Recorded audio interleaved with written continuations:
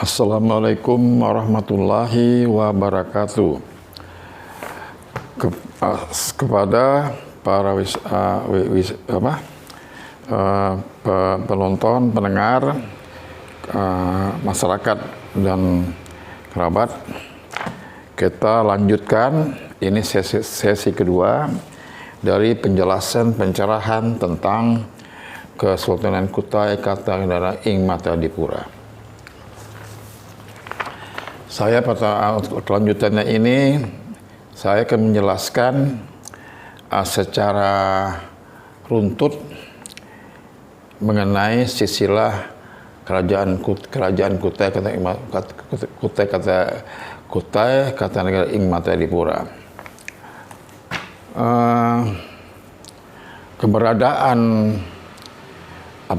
asbabun nuzul dari kerajaan Kutai Kartanegara ing Matadipura waktu itu belum ing Matadipura belum, masih kerajaan Kutai Kartanegara gitu. Nah, ini menurut hitungan dari Panji Selaten,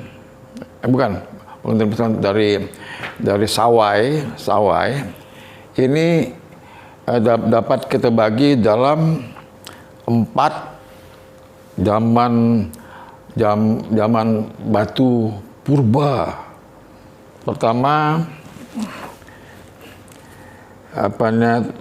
zaman batu tua masa Paleolitikum, 1000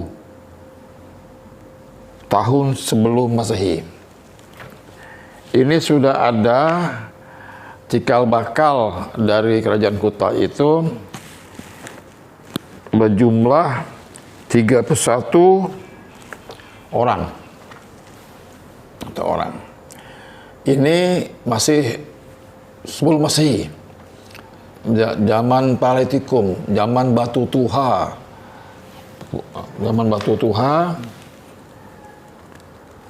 Masa Paleolitikum 1000 tahun sebelum Masehi.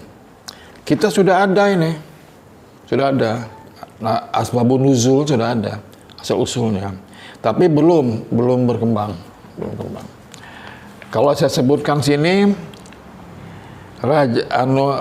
asal usul pertama itu namanya Hoang Haing Purwajakti namanya.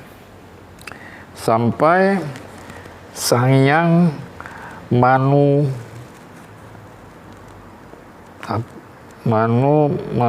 Sanghyang Manu.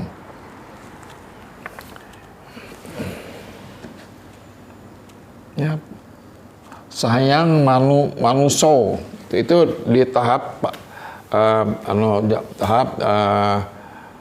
zaman batu tuha purba Paleolitikum 1000 tahun sebelum Masehi. Nah, setelah itu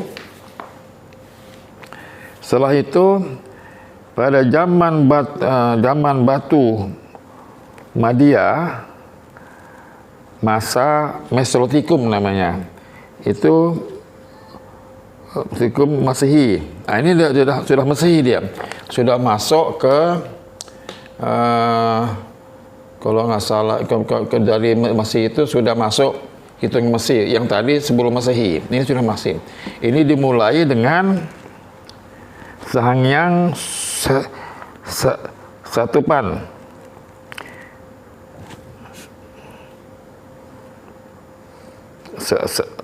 Satapan, Sanghyang Kutram, Sanghyang Sakri, Pojosoro, Abiyoso, Sanghyang Pandu Diwanta, Sanghyang Arjuna. Nah, pada Sanghyang Arjuna ini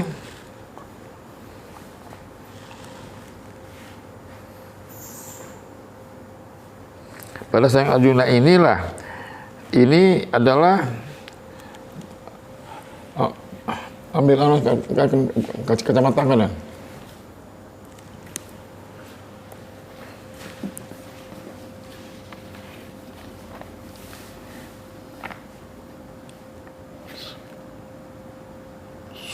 Nah, jadi saya ulangi lagi, zaman Batu Tuha yang disebut zaman Paleolitikum adalah 1000 tahun sebelum Masehi. Itu terdiri dari Hoang Ilahing Pujawakti, Anggu Sakti, terakhir Sahyang Manusa. Nah, saya ini jelaskan kenapa ada Sahyang. Sahyang itu artinya sang nenek moyang. Sang nenek moyang. Lalu di Kutai nyebut Sang Hyang. Sebenarnya itu sang nenek, menghormati nenek moyang hitam itu disebutlah sang nenek moyang. Disebut Sang Hyang. Nah, itu terdiri 21 orang. Setelah itu pada zaman Batu Madia, masanya Mesolitikum, Masehi, sudah Masehi. Sang Hyang Sutapan, Sri Rama pada ini sudah hadir pada abad pertama di tanah Kutai Bengalon, di Bengalon daerah Mangkanying. Waktu kembali ke India, kalung uncal Sri Rama tertinggal di pohon bambu petung yang sekarang ini menjadi pusaka Kesultanan Kutai Tenggara. Jadi pada abad pertama Sri Rama dengan Dewi Sinta ini dari kerajaan Kalingga Amarawati berbulan madu ke Asia yang ada di Indonesia, berbulan madu di daerah Benua Tunu. Benua Tunu itu artinya dibakar. Benua dibakar. Berbulan madu itu. Berbulan situ rame, di situ ada taman hutan dengan Sri Dewi Sinta. Nah, waktu dia pulang ke Amarawati, India, Kalingga. Nah, kalung uncal Sri Rama itu tertinggal waktu mandi disangkutkannya di petung, buluh petung. Pulang dia ke sana, pulang. Nah, ini pada ini dia datang abad pertama Masehi. Kalau kita sebelum Masehi sudah ada itu. Nah, kita tinggal di nama daerahnya daerah Mangkanying. Nama daerahnya Benua Tunu. Tunu itu dibakar. Nah, waktu dia datang di Kalingga ada namanya Kundungan. Kundungan itu adalah orang Kalingga, tapi agamanya juga nggak begitu jelas dijelaskan. Dia disuruh oleh Sri Rama mencari kalung uncal. Berangkatlah dia ke kalung uncal. Datang di Kutai abad keempat. Nah, abad keempat mereka ini si Kundungan tadi lalu berubah nama Kundungga. Dia terdampar di Muarakaman. Dulu Muara Makaman. Dan dia diangkat sebagai raja. Lalu anaknya Aswarman beranak lagi dengan Mulawarman, beranak lagi dia dengan Aditya Warman, beranak lagi dia anak Punawarman. Nah, Mulawarman, Aswarman tetap ada di Kutai, di Muarakaman. Mulawarman ada sebagai raja di Muarakaman, sedangkan Aditya Warman melari ke Sumatera, Punawarman menjalin ke Jawa. Nah, pada masa itu Mulawarman ini memiliki kerajaan yang bernama Kutai Martadipura. Abad keempat.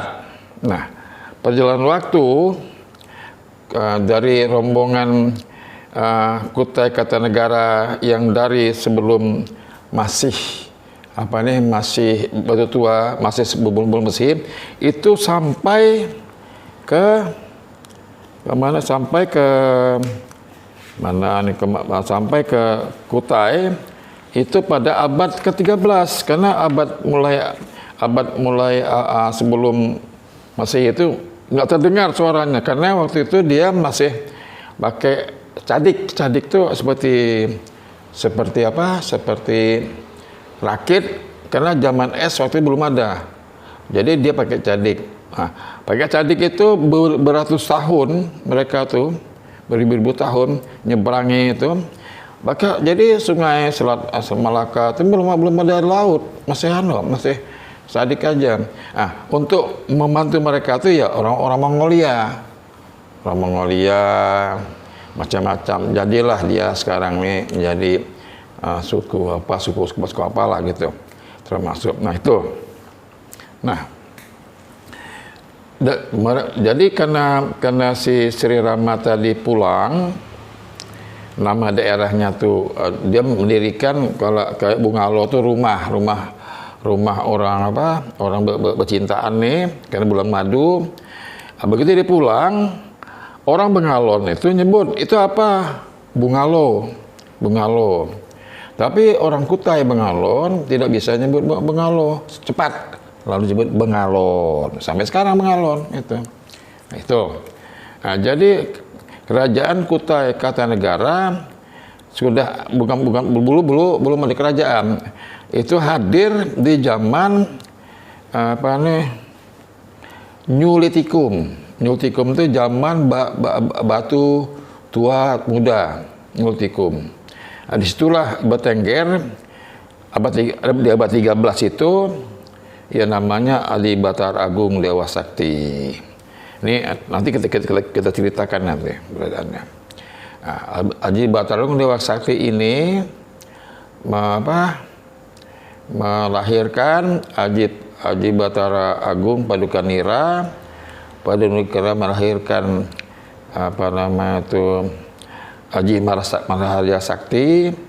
Aji Maharya Sakti nomor 2 Aji Maharya Surawangsa, Aji Maharaja Dharmawangsa, Indrawangsa, sampai terakhir Raja Sultan.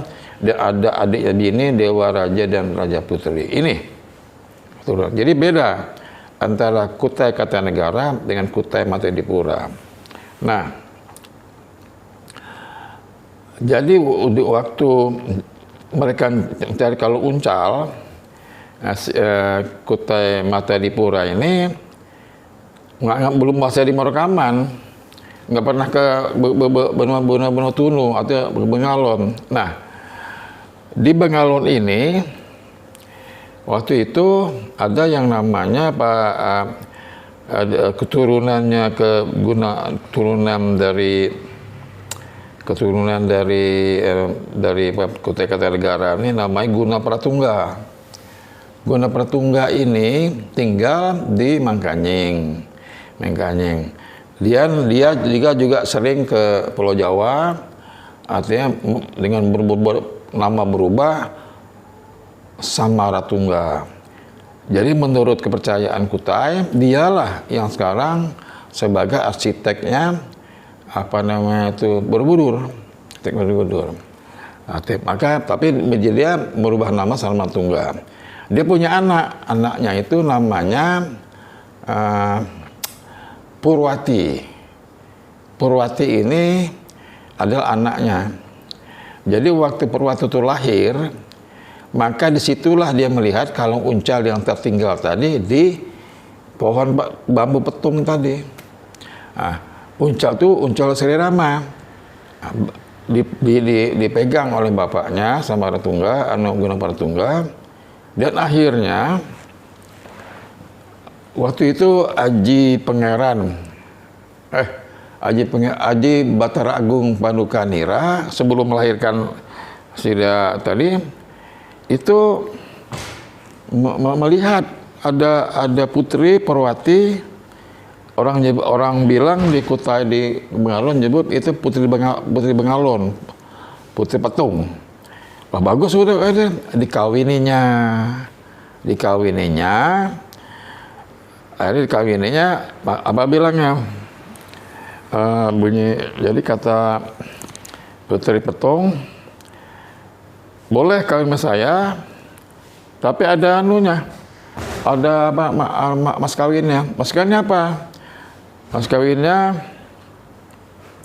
hitungan pasir sebokor, bokor itu seperti mangkok. Hitung pasir sebokor, hitungan tanjung, bukan tanjung,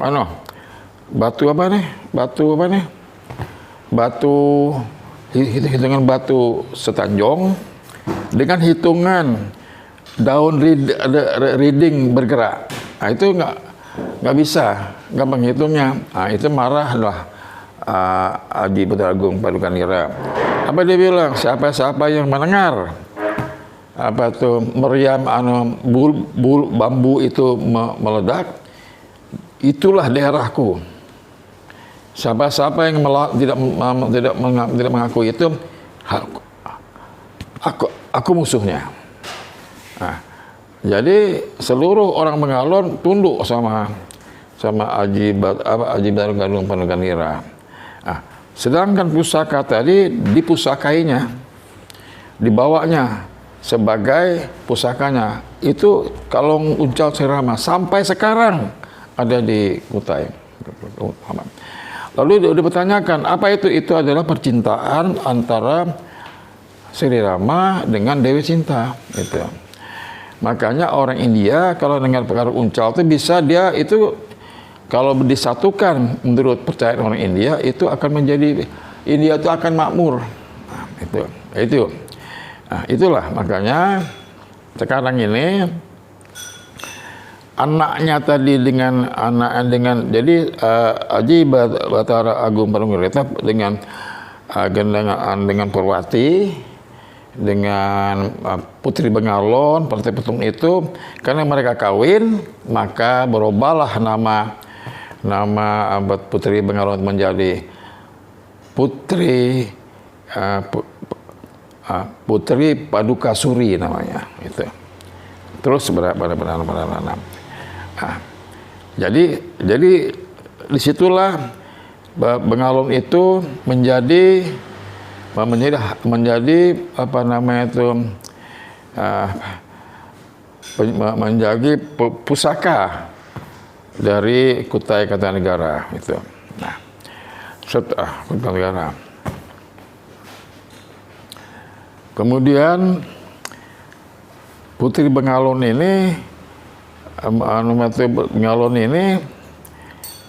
mempunyai anak tadi, Aji Marasakti, Aji Maharaja Orasora Wangsa, Aji Maharaja Dharma Wangsa, Aji Marasa Indra Wangsa, Maharaja Sultan, Dewa Putri dan Raja Putri. Terus pada suatu ketika mereka sudah berkompromi akan membentuk suatu kerajaan, tapi mereka nggak ada pengalaman. Makanya malah mendatanglah namanya Maharaja Indra Naladewa dari keturunan Malawarman tadi untuk bergabung dengan Kutai Kartanegara untuk mendatangi kerajaan Majapahit. Untuk apa? Untuk belajar adat, bagaimana caranya menyusun kerajaan dan sebagainya. Lalu ada pertanyaan, kenapa dia ikut? Karena waktu dia ada di Morakaman, ada kerajaan, ada kapal dagang Cina membawa tembikar dan segala guci dan macam-macam. Karena mereka datanglah ke dalam Morakaman. Di Morakaman mereka melihat putri dari kerajaan Kutai Mataripura. Wah, tapi dia waktu itu dia logistiknya nggak cukup untuk ngawin gitu, karena dia untuk rencana semula kan mau ke Majapahit berdagang. Lalu dipintanya lah putri dari Malawarman tuh. Nah, oke, diterima. Cuma mereka kehabisan logistik untuk apa? Untuk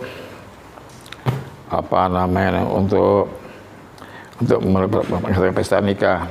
Nah, jadi dia bertanya sama orang Marakaman, kita di Marakaman ini ada nggak mie? Ada, malu Marakaman ada mie kami. Nah, oleh Marakaman, kerajaan ini diambil cacing gelang tuh dibikinnya rebusnya disediakannya kepada si Cina itu.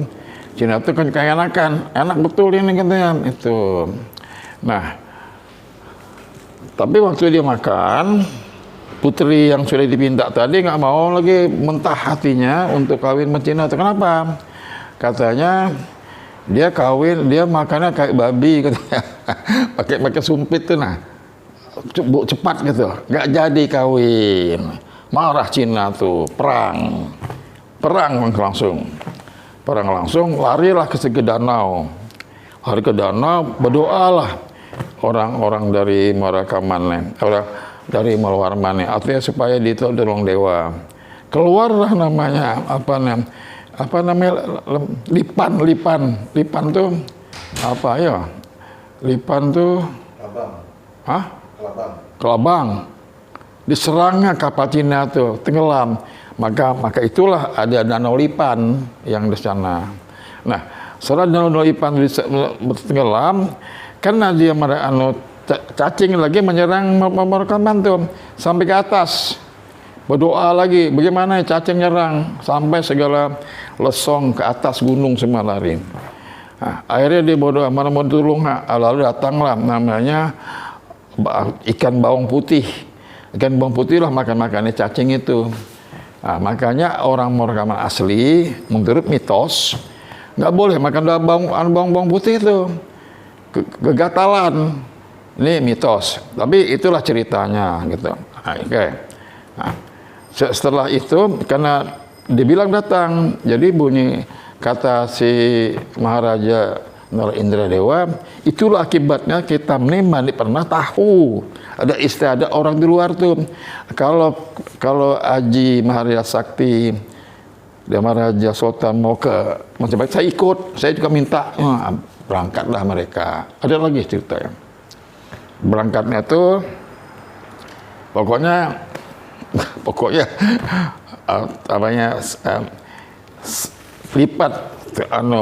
lipat kaki tangan kiri, lipat siku kiri ke kanan, berumbas hilang gitu. Itu ilmu tinggi dulu Bahari. Nah, waktu di sana dia melihat gimana cara ini dia melihat ya tadi ceritanya Majapahit ini mengetahui ada orang datang, ada seperti wangi gitu, pelangi 3. Ada siapa nih katanya. Jadi kata Gajah Mada, siapa tuh Pukulun?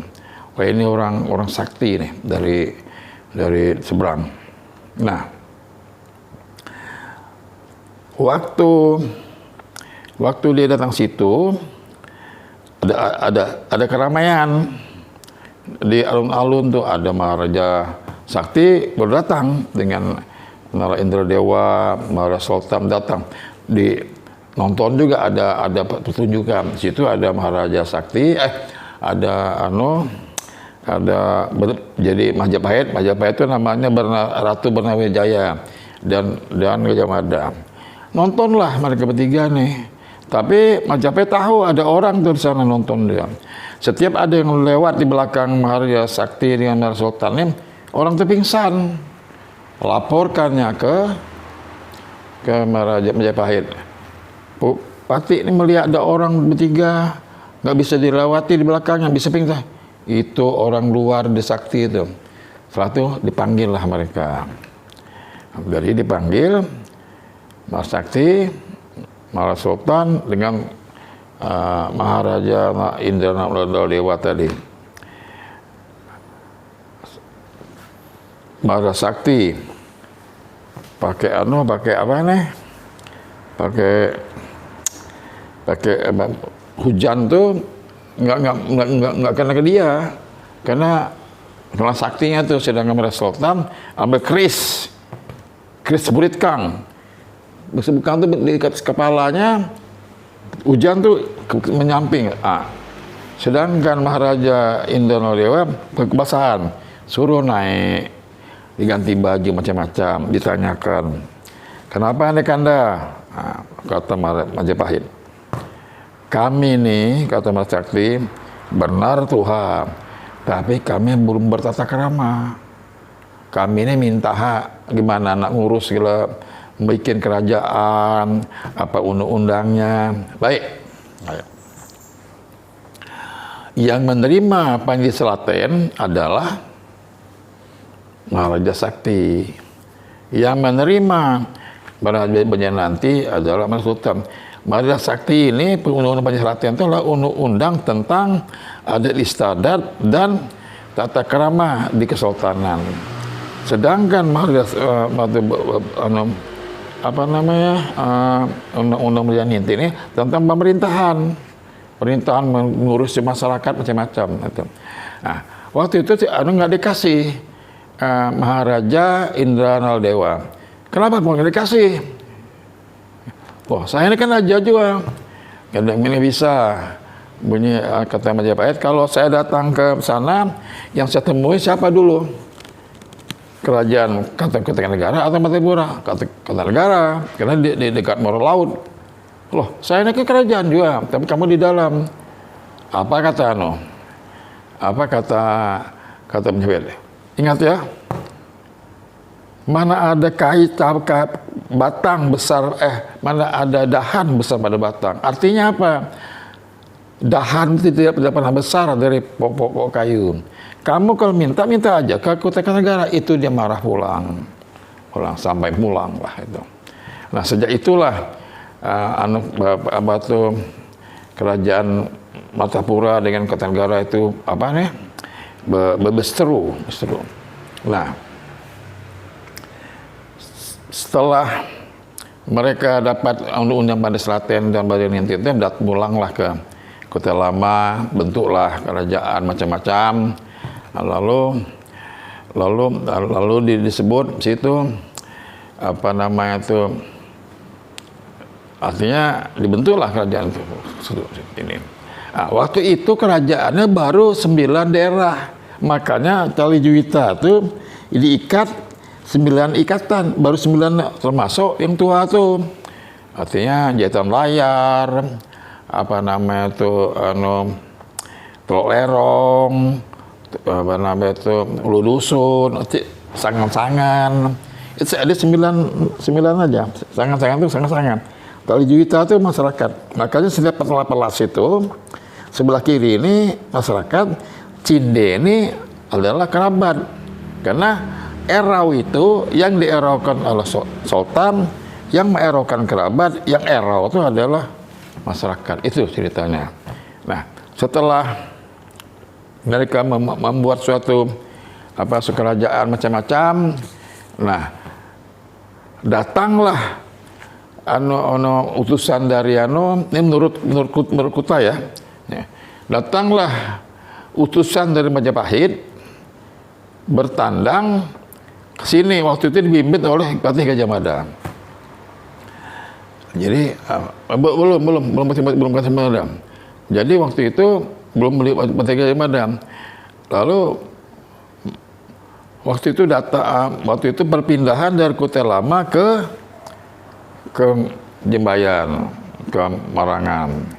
Nah, jadi Marangan waktu itu dari Batagor Dewa Sakti, Maharaja Sakti, Maharaja Majara Sakti, terus sampai ke Kota Lama, pindah ke Jembayan, disitulah Kutai Marangan, Pemarangan gitu, Pemarangan. Nah, di situ waktu ada itu namanya Haji Dilanggar pindah ke sana. Ada Bugis, orang Bugis juga, lah Tonjeng, macam-macam lah situ. Nah, perpindahan kedua, pindahlah mereka ke daerah tepian Pandan, Pandan. Untuk pindah ke Pandan itu mereka menyeberang dulu ke namanya Gresik. Sekarang namanya Perjiwa itu Gresik. Nah, coba Haji Imbut tuh belum coba periksa situ. Jadi waktu itu sebelum dia pindah, situ masih ada diam namanya Haji Pangeran Sinung Panji Mendapa. Nah, datanglah sebelum ada Jimbut datang di Pemarangan tuh ada datanglah Patih Gajah Mada melihat dengan jelas, artinya untuk pelaksanaan undang-undang itu gimana, gitu. Nah, waktu itu kan Pak Mas Mularman kan bermusuhan nih, karena nggak dikasih adat tadi, perang. Nah, jadi waktu itu mana menghadapi tamu, mana menghadapi perang, jadi kan nggak bisa. Jadi oleh Haji Pangeran Sinung Panji Mendapa habis waktu itu di Mola Warman tuh raja terakhirnya Maharaja Darmastia, habis semua. Maka dengan habisnya itu bergabunglah Kutai Kartanegara dan Kutai menjadi Kerajaan Kutai Kartanegara Ing Matalipura, bergabung, aman sudah. Nah, menurut kami Gajah Mada itu sampai ke melidiki daerah Kutai sampai ke daerah apa namanya? Daerah menuju ke gunung apa? Gua apa yang dia itu nah. Jadi Kombeng. Jadi Kombeng itu menurut percayaan Kutai, arca-arca situ nggak pernah ada yang bersilah, semua pakai bangku. Nah, menurut Kutai itu petabat tilas dari Majapahit, dari Gajah Mada. Ini menurut Kutai ya. Nah, itulah jadi begitu sudah selesai bergabung, maka apa namanya itu, maka segala sesuatu yang bergabung ada beranak pinak lah, kawin mengawin semacam. Nah, kalau kita melihat dari museum yang ada sekarang, itu bukan museum Warman, itu museum yang dibangun oleh kakekku nih, Parkesit. Kenapa jauh yang menjadi museum Warman lain itu? Nah, itulah maka sekarang ini jadi kita ini sudah sejak zaman Ho Aliong Pujaksati itu sampai sekarang, sampai itu keturunan yang mana? Yang ke-71 sekarang ini. Jadi 71, bayangin zaman Paleolitikum, Mesolitikum, Neolitikum, sedangkan Morakaman tuh Molawarman tuh datang di zaman Megalitikum, zaman batu besar. Adanya batu Yupa itu begitu. Itu. Oh. Ya, itulah. Jadi kita mesti paham dulu. Jadi memang dulu datang abad keempat itu Sultan Kerajaan Matalipura, tapi kami sudah cikal bakal dari sana sebelum Masehi. Ini sudah Masehi. Jadi makanya Museum Warman yang ada di Kutai di Tenggarong itu bukan Museum Warman lain. Itu adalah Museum Kutai Kartanegara Ing Matalipura Kartanegara. Itu yang bangun itu Parkesit itu. Akan dibuka lah di situ ada dokumen-dokumennya menyatakan Parkesit. Maka jadi saya juga bingung di mana letaknya menjadi di mana relevansinya menjadi museum Warman. Ya aku nggak ngerti saya melihatnya. Nah, itulah masalah. Jadi setelah jadi sekarang ini yang dulu Haji Sultan yang ke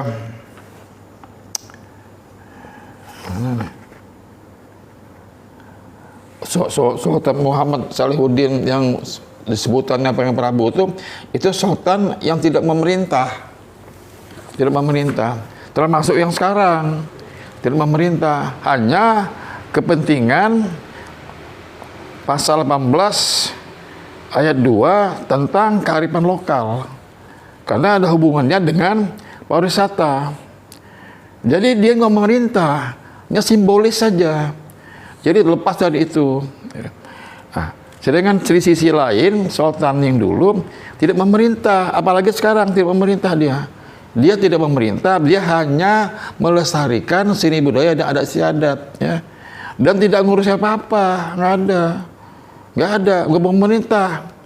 Nah, kami sebagai kerabat tetap menjunjung tinggi selagi sultan itu mengerti adat. Kalau tidak mengerti adat, kita menyembah bukan sultannya, orangnya, tapi menyembah jabatannya tuh. Nah, kalau jabatan sultan orangnya mau disembah, dia harus ngerti dulu. Begitu ngerti adat, baru kami sembah. Makanya di pasal 11, Undang-Undang Administratif menyebutkan anak itu mempunyai raja, bapak dan ibunya. Bapak dan ibunya itu mempunyai raja petinggi.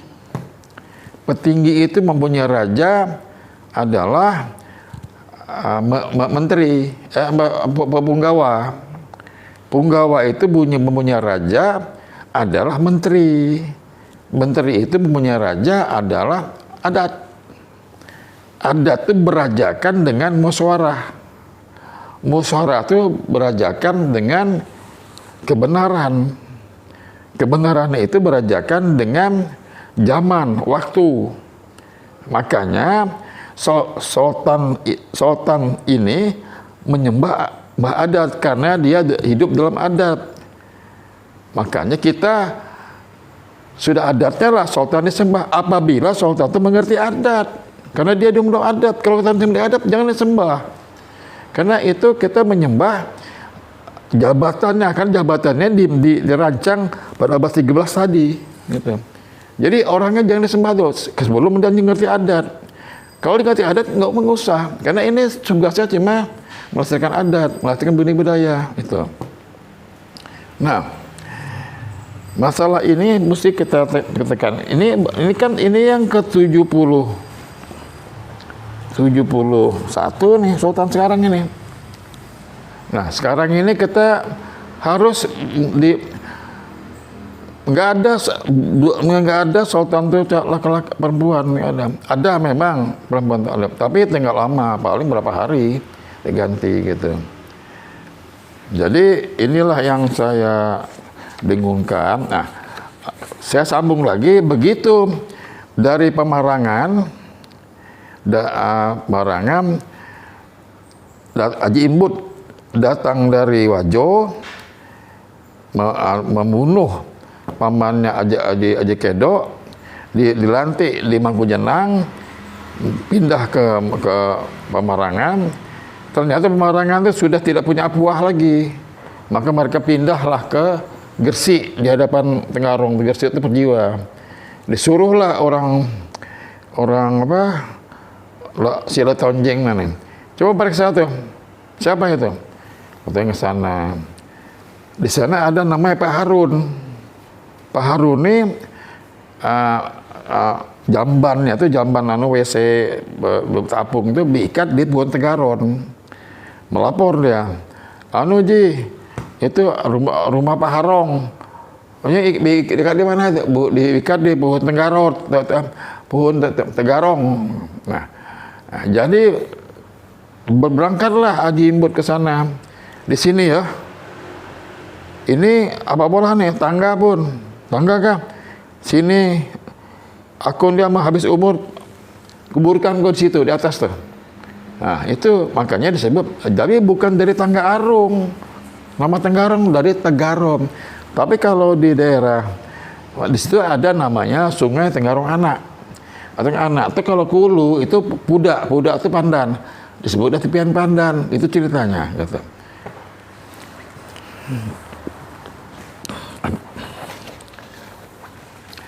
Jadi kita harus artinya jadi harus jernih memberikan pencerahan nih, jangan sampai dengan seperti Erau tadi. Erau tadi kan tadi ada jelaskan Erau tadi. Nah, jadi orang-orang Erau itu apalagi waktu orang siram air sumber air hari Minggu tuh, itu ada artinya segala. Jadi nggak bisa kita mengarang-arang gitu. Jadi makanya kalau ada yang nggak ngerti, tolong tulis ke rumah saya Jakarta nih. Oke. Apalagi Dan? Ya kalau misalnya ada pertanyaan bisa komen di bawah nanti ya, komen di bawah ini. Nah, kepada masyarakat Kutai, kerabat atau orang di luar itu bisa bertanya, bisa apa lagi? Bisa menanyakan sesuatu yang belum mengerti. Tolong beri komen di bawah ini. Di bawah ini. Kita dulu. Ini nanti lagi, besok lagi dah. Baru menit dah. Jadi demikian ya. Ini gua sebut aja. Artinya ini sesi kedua nih. Nanti beberapa waktu lagi kita akan muncul dari sesi ketiga supaya nanti supaya ini jangankan masyarakat Kutai, jangankan kerabat, jangankan ini orang nggak ngerti, orang menyebut Kutai ini kabur cerah, nggak ada kabur, ada cerahnya sama saya dan dokumen sama saya itu. Nah, nanti kita akan kupas nanti masalah asal usul awang. Kita kupas lagi atau itu asal usul di daerah Kutai itu banyak, karena daerah tanah-tanah Kutai ada. Ini saya sedikit sebelum kita tutup. Sekarang kan ramai IKN nih, ibu kota negara nih, ramai kan. Itu di Sepaku itu Sepaku itu bukan di Sepaku itu ada tanah-tanah Grand Sultan. Itu ada sejarahnya 350 tahun 250 tahun itu pernah ada kejadian perkawinan agung antara anak Raja Bone dengan anak Raja anak Raja Bone dengan anak Raja apa satu tuh, anak Raja Bone dengan anak Raja kawin situ. Diundanglah namanya Arung Peniki ini, yaitu Lamodo Keleng diundang. Dalam kebiasaan orang kawin di sana selalu menyambung ayam. Nah, Lamodo Keleng ini, Arung Peniki ini, putra mahkota ini, ayamnya kalah. Nah, ayamnya kalah, dibunuhnya lah orang Bone itu, dibunuhnya. Artinya ramai cerita, larilah dia ke pasir. Ke pasir dia kawin dengan namanya orang Riajeng. Riajeng ini kawin lagi meranakan Ripetatu Angke, Ripetatu Rawe, Ripetatu Siberangang. Ripetatu Siberangang ini kawin dengan anak Raja Pasir. Raja Pasir melahirkan Idoya. Nah, Sultan Idris artinya bapaknya Jimbut itu konsinyir ke pasir, melihat Idoya tuh, dikawininya Idoya tuh. Maka ada peristiwa namanya tijak tanah 3 dapur.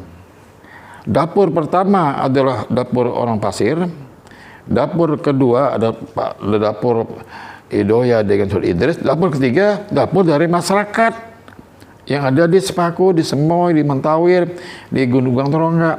Karena yang di hadiah perkawinan dari Sultan Idris itu bukan hanya tanah, tapi dengan masyarakat-masyarakatnya. Makanya itu saya bilang dokumennya ada. Tahun 1902 itu diteken oleh Sultan Alimuddin untuk sebagai Grand Sultan dari Balikpapan Haji Mahligai, di Sepaku Parkesit, di mana di Mentawir, terus Semoy, Parung itu punya Raden Boyo. Jadi nggak bisa kita sebutkan ini ada, karena ada pasal 18 itu mesti dihormati ini. Ini namanya apa? Ini namanya apa namanya itu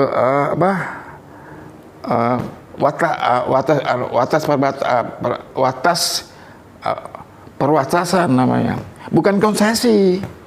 Konsesi itu adalah hasil atau HGU dari pemerintah. Ini bukan, ini perwatasan. Kalau HGU cabut, habislah konsesi itu. Kalau ini nggak habisnya, sampai mati juga ada nih. Makanya tolong kami pemerintah bangsawan nih dari kecamatan ini, gue diperhatikan. Berbeda konsesi dengan dengan perwatasan berbeda. Nah, itu. Jadi supaya para seperti Balikpapan jangan nggak Balikpapan dan sebagainya itu segala di Semoy, Sepaku, di Mentawir, di Parung, Gudang Tengkorak itu nggak ada. Itu ada yang punya. Jangan dikira tanah-tanah di Kuta ini nggak ada orang. Mana ada orangnya, ada sejarahnya.